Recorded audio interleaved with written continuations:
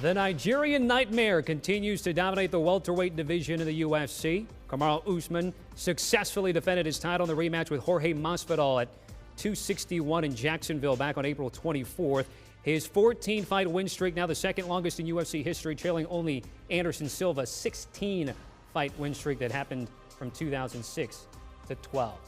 So with two successful title defenses already this year, there is room for one more fight if Usman wants to stay active. And right now, he is second in the UFC pound-for-pound rankings, only behind John Bones Jones.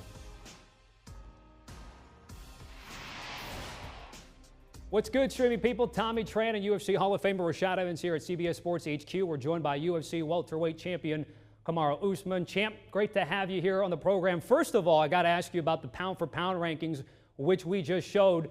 Does it bother you that after your Jorge Masvidal knockout that you're not number one? No, it doesn't bother me at all. Of course, it's great to have that recognition from the UFC peers, but and the voters, whoever votes on that. But it doesn't bother me because when I started, that wasn't necessarily the goal. You know, I'm living the goal right now. That was to be the best and continue to improve upon that. So pound for pound, whatever they want to put me, that's fine. You know, they'll appreciate me by the time I'm done with the sport. And we've seen that through your successful title defenses. We saw a guy live out his dream and win the belt in Charles Oliveira on Saturday. What did you make of his fight with Michael Chandler? It was an incredible fight because there was that back and forth that you need for a magical fight.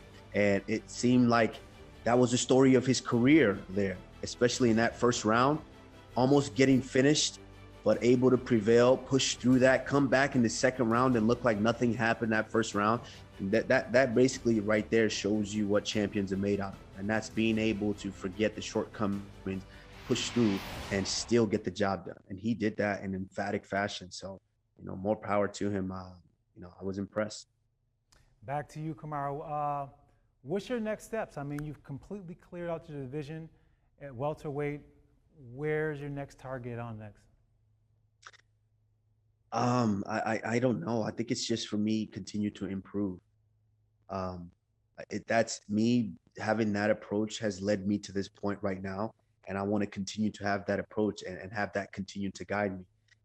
I'm just trying to be a better fighter each and every day, and there's no shortage of opponents that are going to come forward and that are going to claim they deserve a title shot and able to go out there and try to defeat me. And it's my job to continue to excel and go out and show them that they can be, and I am the best. Now, you've been, I mean, the busiest UFC champion thus far. Now, there's a mindset changes from being a challenger to being a champion. How are you able to just wrap your mind around, you know, being the champion and continue to hunt these guys down as if you're hunting for the title yourself still? I don't think that's a good question because I don't think like that. I don't think, oh, I'm the champion now. I got to defend this. I got to hold on to this. I got to defend it. No, I don't think like that because if you start thinking like that, you're fighting the hungriest guy each and every time. And that puts you on the defense. I don't like to be on the defense. I want to be on the offense. Whether you do something, I turn it into offense. It doesn't matter when or where. And so I have the mentality of I'm trying to win this belt each and every time. And I work hard to go out there and win this belt each and every time. So I am the challenger each and every time, even though I do have the belt that says I am the best in the world. You've proven yourself in this division, beating the who's who, beating your rivals. Now it's time for some fun fights. Is there any idea of you going up to any weight class, being double champ, anything like that in the horizon? I mean, I was hoping that you would still be the champion, and you would be down at middleweight, so I could come up and we finally get revenge for all those years you beaten on me. But but no, right now, I want to continue to just get better.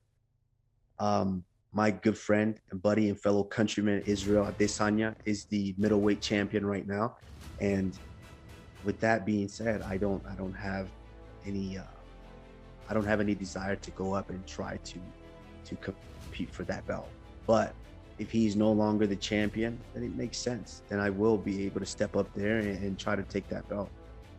But as of right now, I'm worried about staying in my division. And yes, the gap, I feel that it's already very, very wide. but I want to widen it to where it just being a champion in the division while I'm still there seems completely unattainable. So staying in your division, Kamaru, then obviously we saw highlights of you and Colby Covington.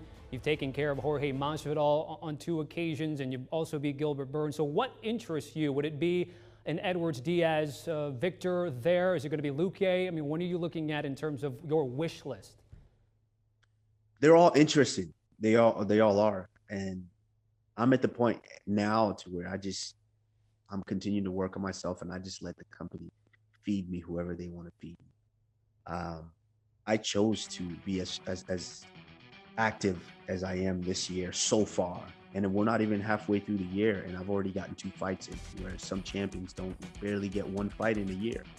And so I chose to be this active.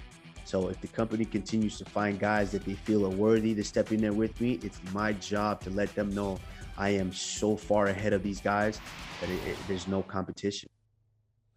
Kamaru, when you hear guys like Conor McGregor start talking about he wants to take your belt, or just, trying to steal your shine a little bit, how do you react to that? What do you want to do? Does it make you want to fight him? Do you have any response at all, or what is it? I mean, that's exactly what it is these guys are just trying to steal your thunder or chase clout or attach their name to you.